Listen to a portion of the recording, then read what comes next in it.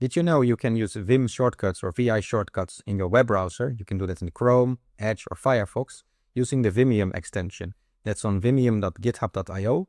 Once you install this, you can use all the Vim shortcuts or many of the Vim shortcuts. For example, if I press J, you'll see it scrolls down, K moves up, GG moves to the top, capital G moves down. Now, we can use many of these shortcuts here. For example, we want to open a URL, we can press the O key, type the URL there. We can open a bookmark with a single key.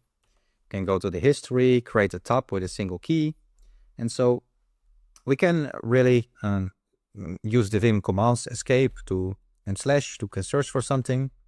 For example, let's say we search for Vim or VI. And you see it immediately finds it just like in Vim. Or if let's say we search for something that appears more in the page, let's say scroll with capital S, sorry.